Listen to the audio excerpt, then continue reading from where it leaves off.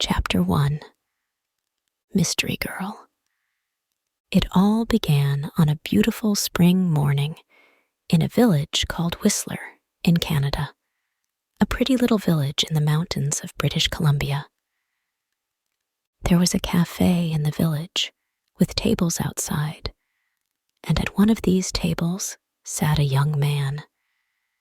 He finished his breakfast, drank his coffee, looked up into the blue sky, and felt the warm sun on his face. Nick Lords was a happy man. The waiter came up to his table. "More coffee?" he asked. "Yeah, great," said Nick. He gave the waiter his coffee cup. The waiter looked at the camera on the table. "On vacation?" he said. "Where are you from?" "San Francisco," Nick said. He laughed. "But I'm not on vacation. I'm working. I'm a travel writer, and I'm doing a book on mountains in North America. I've got some great pictures of your mountain." The two men looked up at Whistler Mountain behind the village. It looked very beautiful in the morning sun. "Do you travel a lot then?" asked the waiter. "All the time," Nick said. "I write books, and I write for travel magazines. I write about everything.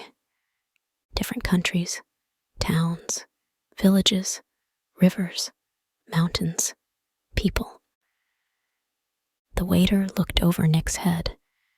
"There's a girl across the street," he said. "Do you know her?" Nick turned his head and looked. "No, I don't." "Well, she knows you, I think," the waiter said. "She's watching you very carefully." He gave Nick a smile. "Have a nice day." He went away, back into the cafe. Nick looked at the girl across the street. She was about 25, and she was very pretty. "She is watching me," Nick thought. Then the girl turned and looked in one of the shop windows. After a second or two, she looked back at Nick again. Nick watched her. "She looks worried," he thought. "What's she doing? Is she waiting for somebody?" Suddenly, the girl smiled. Then she walked across the street, came up to Nick's table, and sat down. She put her bag down on the table. The bag was half open. "Hi, I'm Jan," she said. "Do you remember me? We met at a party in Toronto." "Hi, Jan," said Nick. He smiled. "I'm Nick. But we didn't meet at a party in Toronto. I don't go to parties very often, and never in Toronto." "Oh," the girl said. But she didn't get up or move away. "Have some coffee," said Nick. "The story about the party in Toronto wasn't true, but it was a beautiful morning, and she was a pretty girl. Maybe it was a party in Montreal or New York." The girl laughed. "Okay, maybe it was. And yes, I'd love some coffee."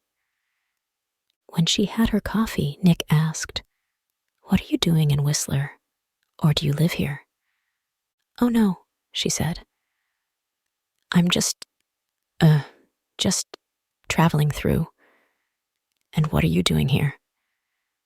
"I'm a travel writer," Nick said, "and I'm writing a book about famous mountains." "That's interesting," she said, but her face was worried, not interested, and she looked across the road again. A man with very short, white hair walked across the road. He was about 60 years old, and he was tall and thin. The girl watched him. "Are you waiting for someone?" asked Nick. "No," she said quickly. Then she asked, "Where are you going next, Nick?" "To Vancouver, for 3 or 4 days," he said. "When are you going?" she asked. "Later this morning," he said. There was a letter in the top of the girl's half-open bag. Nick could see some of the writing, and he read it because he saw the word Vancouver's. And we can meet at the Empress Hotel, Victoria, Vancouver Island, on Friday afternoon. So she's going to Vancouver too, he thought. Suddenly, the girl said, "Do you like movies?" "Movies?" "Yes, I love movies," he said.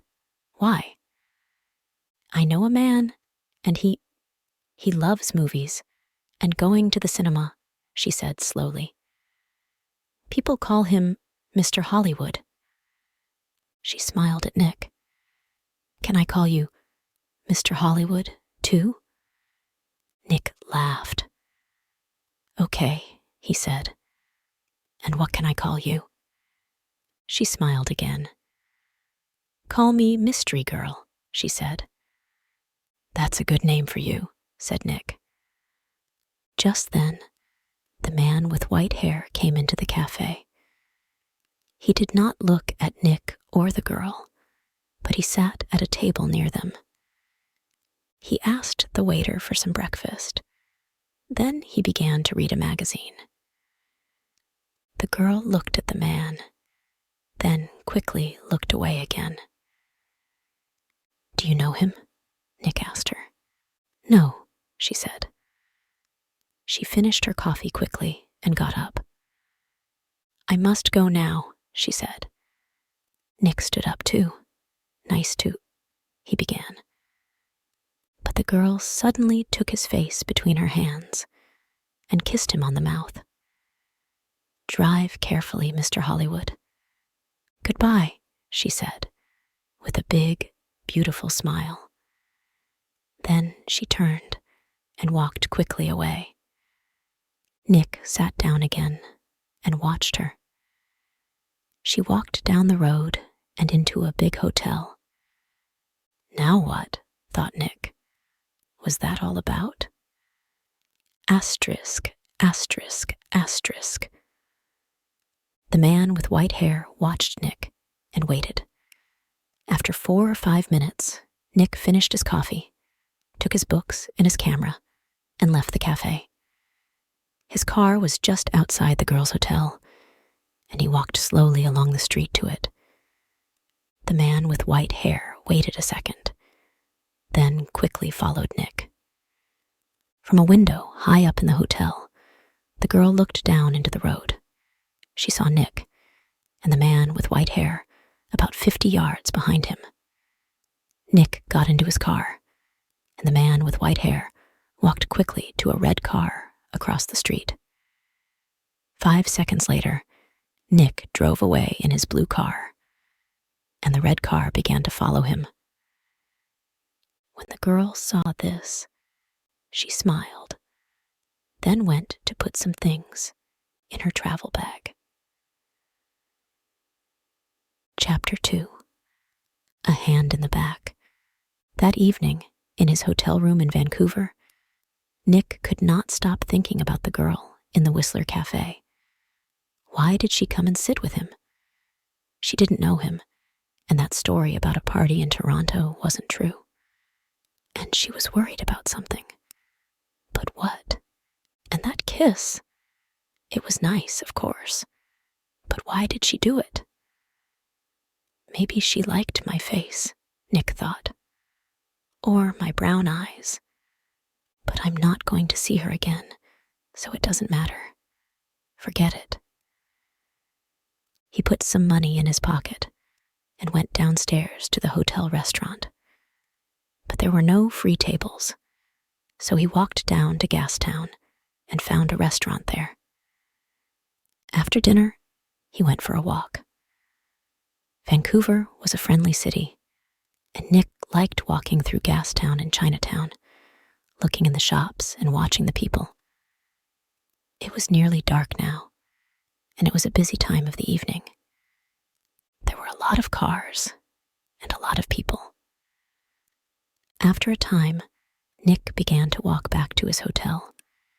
He came to a busy street and waited with a small crowd of people to go across. A tall woman in a blue dress stood next to him. She turned and smiled at him. "It's the first warm evening of spring," she said. "It's nice to be out, after the long cold winter." "Yeah," said Nick. "It's great. It's—" Suddenly, there was a hand in his back, and the hand pushed Nick into the road. Nick fell on his face in front of a big green car. People screamed. But the green car stopped, only inches from Nick's head.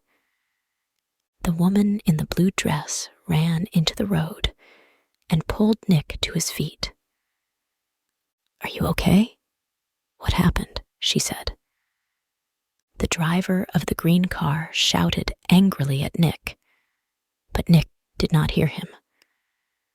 "Somebody pushed me," he said to the woman. "I didn't fall. Somebody pushed me." "Pushed you?" said the woman. "Who?" "I didn't see anybody." Nick looked at the faces of the people near him, but he didn't know them. Then he saw a man's back. The man was tall and thin and had very short white hair. He walked quickly away down the street and did not look back. "Hey, you!" Nick shouted. "Wait!" But the man did not stop, and he was soon lost in the crowds. "Did he push you?" asked the woman in the blue dress. I don't know," Nick said. "Do you know him?" she asked. "I don't know his name," Nick said, "but I know that short white hair. Now where did I see it before?" The woman began to move away. "I must get home," she said. "Are you okay now?" "Yeah, I'm okay," Nick said. "And thanks. Thanks for your help." "That's okay." The woman smiled. "Be careful now." Back in his hotel, Nick sat on his bed and thought, "It was an accident. Nobody pushed me. It was an accident. Nobody wants to kill me. And there are hundreds of men in Vancouver with white hair." It was 1 o'clock in the morning, but Nick couldn't sleep. He listened to the cars in the road, and he looked at the night sky through his hotel room window. Then he sat at the table and tried to write some more of his book about mountains, but he couldn't think about his work. He got back into bed. There were 4 or 5 magazines in the hotel room. They were not very interesting, but Nick sat in bed and opened one and saw a photo of Mystery Girl. He looked at the picture very carefully, but yes, it was her. John, the girl from the Whistler Cafe. She was next to a man of about 50 or 55, and they were in the garden of a big, expensive house. They smiled at the camera, and they looked very happy. "Meg," it said under the picture, "at their home in Toronto.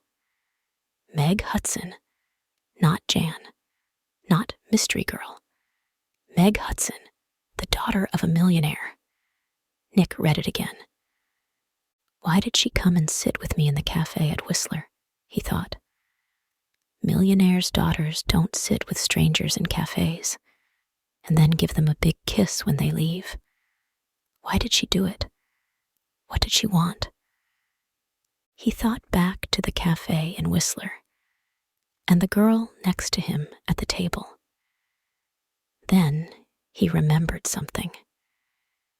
He remembered a man at a table near them in the cafe. A tall, thin man, about 60 years old. A man with very short white hair. Nick didn't sleep much that night. Chapter 3. A walk in the park. The next day was Thursday. Nick stayed in his hotel room and wrote about mountains all morning. Then he drove to Stanley Park in the afternoon. He sat and read a book for an hour.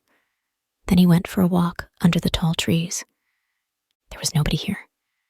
It was quiet, and he could walk and think. He thought about Meg Hudson and about the man with white hair. Did he know Meg Hudson? Did she know him? He remembered Meg Hudson's last words. "Drive carefully, Mr. Hollywood." Why did she say that? Why did she call him Mr. Hollywood? He didn't understand any of it. Suddenly, he heard a noise. He stopped.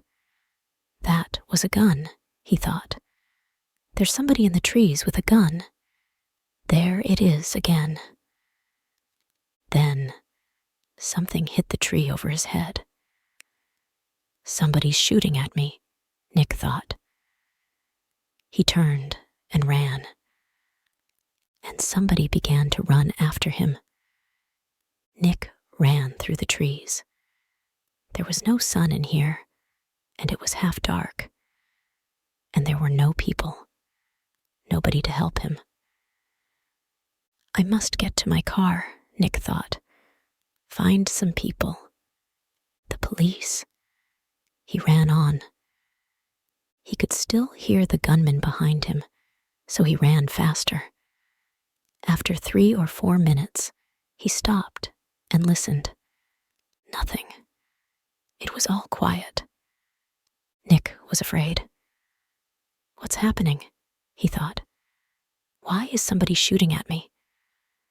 First, a hand pushes me in front of a car, and now somebody's shooting at me. He waited another second or two, then walked quickly back to his car. He was very careful. He looked and listened all the time.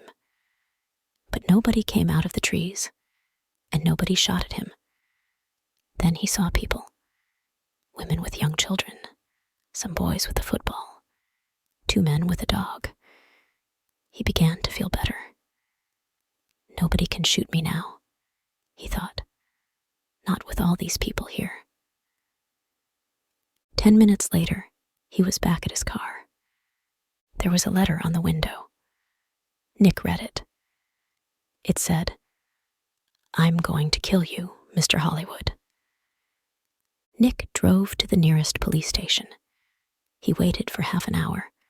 Then a tired young policeman took him into a small room. Nick told his story, and the policeman wrote it all down. "So, what are you going to do?" asked Nick. "Nothing," said the policeman. "Nothing," said Nick. "But somebody shot at me and—" "Mr. Lords," the policeman said tiredly. "How many people are there in this town with guns?" "I don't know," said Nick. "But—" "You didn't see the gunman. Was it a man? A boy? A woman? Color of eyes? Long hair? Short hair? You don't know because you didn't see anybody. Maybe it was an old girlfriend. Maybe somebody doesn't like your travel books, Mr. Lords." "But what about the man with white hair in Whistler?" said Nick. "The girl, Meg Hudson, called me Mr. Hollywood in the cafe, and this man heard her. And now I get a letter to Mr. Hollywood on my car. Who is this Mr. Hollywood?" "We all want answers to our questions, Mr. Lords," the policeman said, "but we don't always get them." Questions, but no answers. Nick walked out of the police station and drove to his hotel. He was angry and afraid. How did the man with white hair find me in Vancouver? He thought. Did he follow me from Whistler? Is he following me now? Maybe he's staying at my hotel too, in the next room, with his gun. Chapter 4. The Man with White Hair. Nick stopped his car in front of the hotel. He looked carefully before he got out, but there was nobody with white hair near the hotel. He half ran through the hotel doors and went to the desk inside. I'm looking for a man with very short white hair, he said to the woman behind the desk. He's staying here, I think. He's about 60 years old, and he's tall and thin. The woman did not look very interested. There are a lot of visitors in the hotel, she said. Do you know his name? No, I don't, Nick said. He's a friend of a friend, you see. He arrived in Vancouver yesterday, and I must find him. It's very important. Please help me. The woman looked at him. There are 350 rooms in this hotel, she said, and maybe 30 or 40 men with white hair. How can I remember all their names? She turned away to answer a telephone call. Nick walked away from the desk. A drink, he thought. I need a drink. He went into the hotel bar, got a drink, and sat down at a table. So, what do I do now? He thought. And then he remembered something. A letter in the girl's half-open bag in the Whistler Cafe. And we can meet at the Empress Hotel, Victoria v. Vancouver Island, on Friday afternoon. And tomorrow was Friday. I'm going to Victoria, on Vancouver Island, he thought. To the Empress Hotel. Nick had dinner in the hotel that evening. He finished eating and got up from his table and saw the man with white hair. Nick moved quickly. The man was at the hotel desk. Nick could see the white head above the other heads near the desk. Excuse me, said Nick. He pushed past the people in the hotel restaurant. A small boy ran in front of him, and Nick ran into him. The boy and Nick fell down on the floor. The boy began to cry. Hey, said a woman behind Nick. I'm very sorry, said Nick. He got up and helped the boy to his feet. Are you okay? He asked the boy. Be more careful next time, said the woman. Nick moved away quickly, but when he looked back at the hotel desk, he couldn't see the man with white hair. He pushed through the crowd of people. That man, he shouted at the woman behind the desk. That man with short white hair. Where did he go? The woman looked at Nick. Mr. Vickers? She said. I don't know. Vickers? Is that his name? Said Nick. What's his room number? I'm sorry, I can't tell you that, the woman said. But I need to, began Nick. The woman turned away to answer the telephone. After a second or two, Nick went upstairs to his room. Vickers, he thought. Does Meg Hudson know Mr. Vickers? I need some answers, and I need them quickly. Chapter 5. Vancouver Island. Tsawwassen was about 23 miles south of Vancouver. Nick drove there in his car the next morning for the 1 o'clock ferry to Vancouver Island. Every 5 minutes, he looked behind him. The road was busy. Black cars, white cars, red cars, green cars. Maybe Vickers was in one of them. At Tsawwassen, Nick drove his car onto the ferry. There were a lot of cars and crowds of people. Nick got out of his car and walked up and down the ship. He looked for a man with white hair, but he didn't see one. Soon the ferry began to move, and Nick felt better. He found the ferry restaurant and got something to eat. More people came in. Nick looked at the faces of all the older men. Some had hats on, so he looked for somebody tall and thin, but there was nobody. Maybe he's not on the ferry, Nick thought. Maybe he's back in Vancouver. Later, Nick walked around the ship again. Once, he thought he saw the man with white hair in the crowds, but he could not be sure. 90 minutes after leaving Tsawwassen, the ferry arrived at Swartz Bay on Vancouver Island, and Nick went back down to his car. Swartz Bay was 20 miles north of Victoria. Nick drove quickly, and again looked behind him every 4 or 5 minutes. Once, he saw a red car about 200 yards behind him. Did I see that car on the road from Vancouver to Tsawwassen? He thought.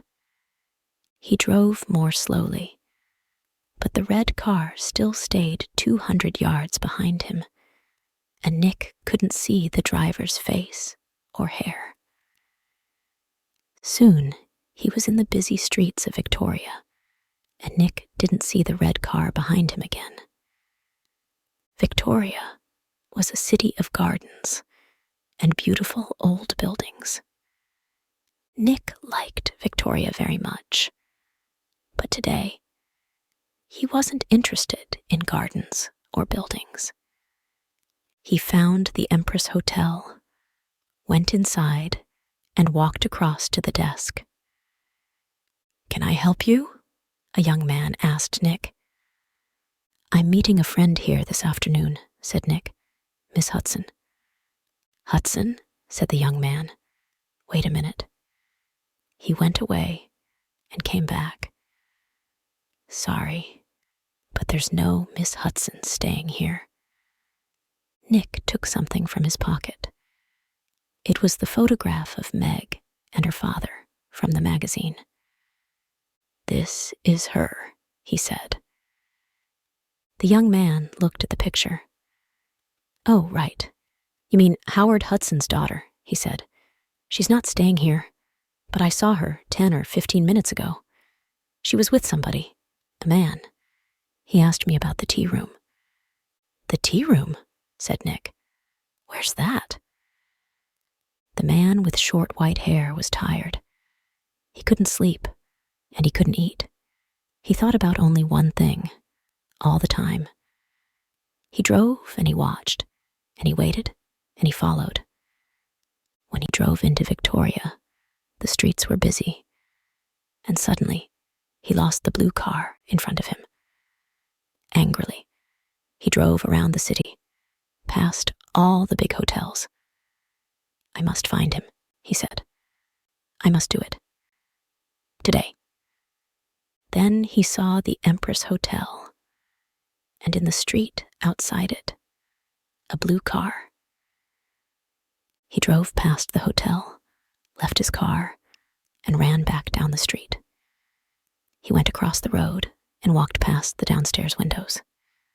There was a big room with tables and chairs and a lot of people. He looked carefully at all the faces. "There she is," he said suddenly. There were 2 men with the girl.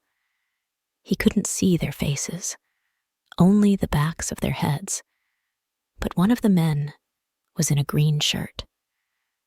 "Mr. Hollywood," the man said, and smiled.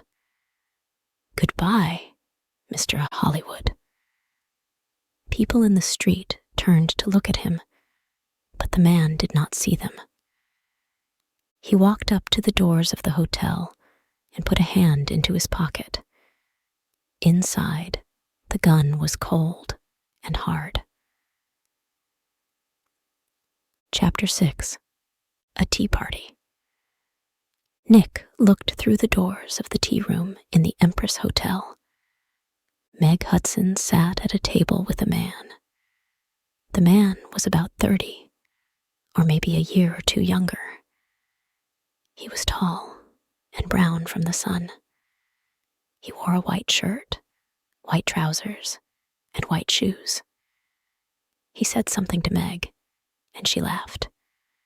She looked very happy. A waiter came up to Nick. "Can I get you some tea?" he asked. "No, thanks," said Nick. "I'm with the 2 people over there." And he walked across to Meg's table. "Hello, mystery girl," said Nick. "Remember me?" We met at Whistler. Your name was Jan then, but maybe today it's Meg Hudson. Meg Hudson looked up at him. "Oh," she said, and her face went red. "Who is this, Meg?" asked the man. "This is Nick," said Meg. "He's a writer." "Nick, this is Craig Winters." "Sometimes called Mr. Hollywood," said Nick. "Maybe. But how did you know that?" asked Craig Winters. "I guessed," said Nick, "and I think I'm beginning to understand. Can I ask you a question, Mr. Winters? Does somebody want to kill you?" Craig Winters's face went white. "Kill me?" "What are you talking about?" asked Meg. "Before I tell you, answer this question, please," said Nick. "You called me M.R. Hollywood in Whistler, and you wanted the man at the next table, the man with white hair, to hear you. Is that right?" Meg Hudson did not answer at first. Then she said quietly, "Yes." "Why?" asked Nick. "I wanted him to follow you and not me." "Why?" Nick asked again. "I think he's a detective," said Meg, "and I think he's working for my father. I saw him soon after I left Toronto. He followed me." Meg put her hand on Craig Winter's arm. "My father doesn't like Craig. A month ago, he told me not to see Craig again. I'm not happy, and he knows that. I think he guessed that I'm meeting Craig, and now he wants to find Craig and stop him seeing me." "Stop him?" said Nick. "Or kill him." "No," Meg Hudson said. "Daddy doesn't." "The man with white hair pushed me in front of a car in Vancouver," Nick told her, "and he shot at me in Stanley Park." "What?" said Meg. Tell me about this man with white hair," Winters said suddenly. Nick looked at him. "He's about 60, and he's tall and thin," he said. "Do you know his name?" asked Winters. "Vickers," said Nick. Craig Winters suddenly looked ill. Did he follow you to Victoria? Did he follow you here?" "I don't know," said Nick. He watched Winters. "You're afraid of him. Why? Why does this man Vickers want to kill you, Winters?" Before Craig Winters could answer, Meg's face went white. "Oh, no," she said. Look over there by the door." Nick and Craig Winters turned to look. At the door of the tea room stood the man with white hair. He looked up and down the room, and then he saw them and began to walk across to their table. His hand was in his pocket. For a second or two, the three people at the table did not move. Then Craig Winters jumped to his feet. "That's Mr. Hollywood," he screamed. "That man there." And he pointed at Nick. The man's hand came out of his pocket with a gun. "This is for Anna," he shouted. Nick moved very fast. The tea table went over, and Nick was down on the floor in a second. The shot went over his head, and Meg screamed. At the same time, Craig Winters shouted out and put a hand on his arm. There was blood on his white shirt. Then more people began to scream, and two waiters pulled the man with white hair down onto the floor. "Get the police!" somebody shouted. Chapter 7. At the police station. It was 7:30 p.m. Nick and Meg were in a room at the police station. The man called Vickers was in a different room with 3 detectives. There was a doctor with him too. Craig Winters was at the hospital. The door opened and a detective came in with 2 cups of coffee. He put them down on the table and turned to go out again. "Detective Edmonds," Meg said. "Did the hospital call? Is Craig going to be all right?" "Winters?" Detective Edmonds said. "Yes, he's going to be okay." "Can I call the hospital now?" asked Meg. "I'd like you to wait," said Edmonds. "Detective Keat is going to be here in a minute. He's just coming from the airport," and he looked through the open door. "Ah, here he is now." A second detective came into the room, and behind him was a tall man with dark hair. Meg stood up quickly. "Daddy," she cried, "what are you doing here?" "The police called me," said Howard Hudson, "and I flew here at once.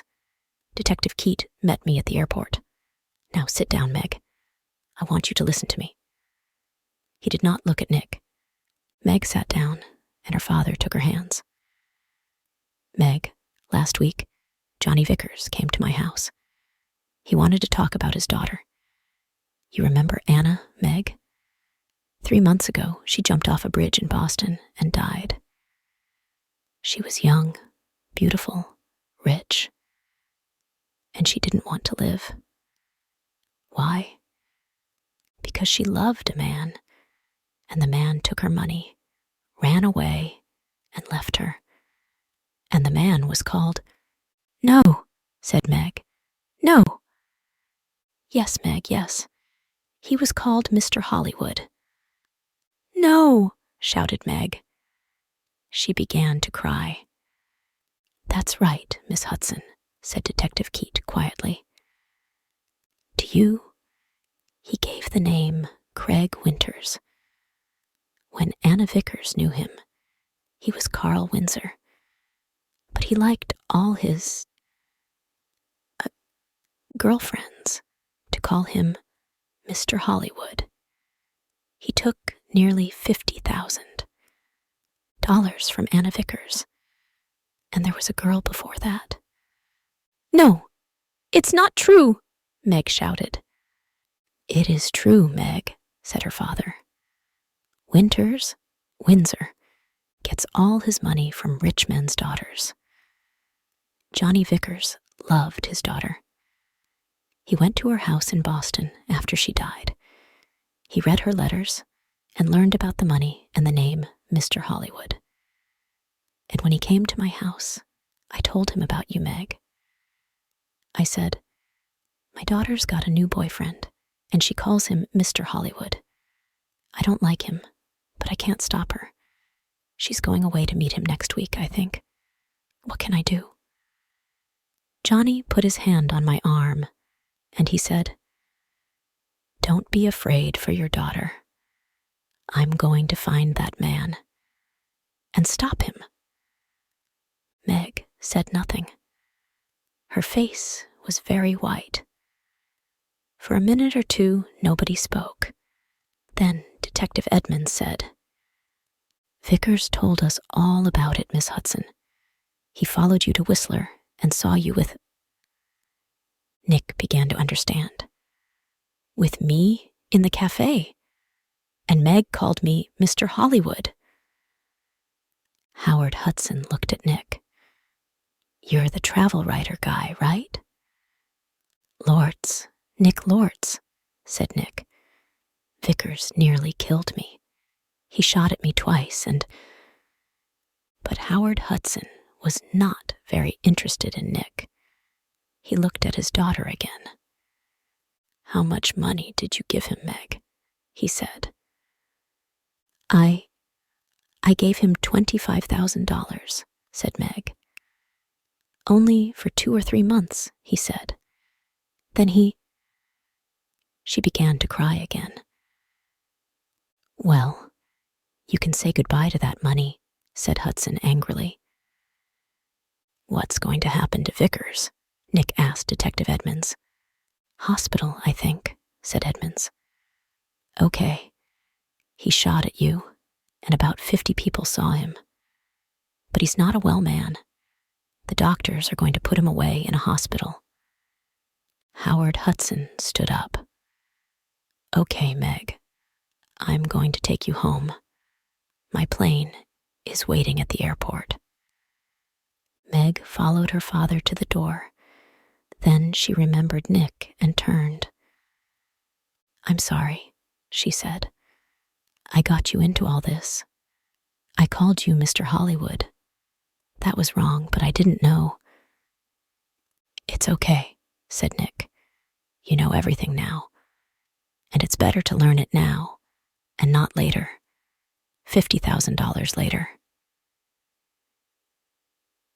Chapter 8. A nice smile. Nick took the evening ferry back to Vancouver. He was tired and hungry, so he went down to get some dinner in the ferry restaurant. The restaurant was busy, and there was only one free table. Nick sat down quickly and began to eat. I must get back to work tomorrow, he thought, and forget about millionaires. Daughters and men with guns. Excuse me, somebody said. Can I sit with you? Nick looked up. There was a pretty girl next to his table. He got up. It's okay, he said. You can have this table. I don't want it. And he began to move away. Please don't go, the girl said. Stay and finish your dinner. She smiled at him. It was a nice smile, but Nick knew all about nice smiles. I'm not hungry, he said. And he walked quickly out of the restaurant.